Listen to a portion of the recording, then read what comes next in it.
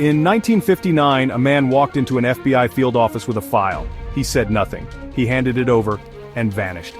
That file would go on to haunt investigators for decades, and what was inside was never meant to be seen. This is one of the strangest, most unsettling FBI mysteries ever recorded, and to this day, no one knows the truth. Our story begins in Washington, D.C., October 17, 1959. A man in his mid-40s, dressed in a dark trench coat and fedora, enters the J. Edgar Hoover building. Surveillance footage from the time, grainy and static, shows him waiting silently at the reception. He asked to speak to Agent Marshall. That agent didn't exist. Before the receptionist could respond, the man handed her a thick file folder, said the words, "This will explain everything," and turned around. He walked out the door, and was never seen again. He left no name, no ID, and most chilling of all, no fingerprints. Inside the folder, agents found handwritten documents, some in English, others in what looked like code or ancient symbols. A detailed map of a small town in West Virginia was folded inside, but when cross-referenced, that town didn't exist on any official record. There were Polaroid photographs of unidentified people, some with names scratched out, others marked only with dates and red ink notes.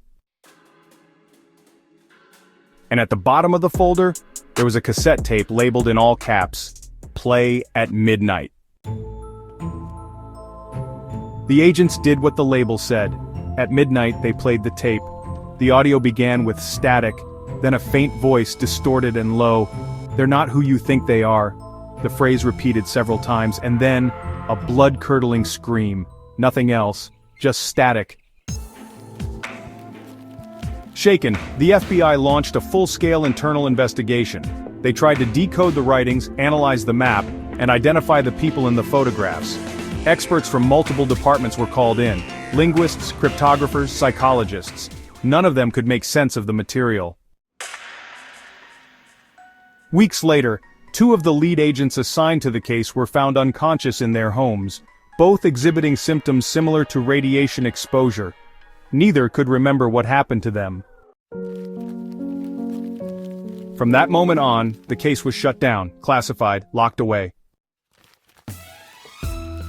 A memo dated December 3, 1959 read, "This file is to remain classified indefinitely. Further inquiry may compromise national security." Over the decades, rumors leaked. Some believed the man was a whistleblower from a secret government program. Others claimed the file was part of a psychological warfare experiment gone wrong. A few conspiracy theorists even suggest the materials came from a crashed alien vessel, and that the people in the photos were involved in something far beyond our understanding. But here's where it gets even stranger.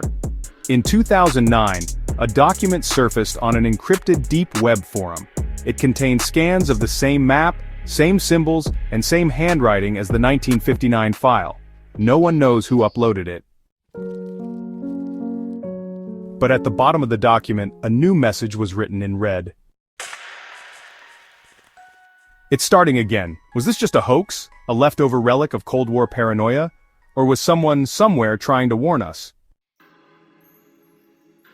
As for the man who delivered the file, he was never identified. His face, captured in one blurry surveillance frame, is one of the few images the FBI has never released to the public.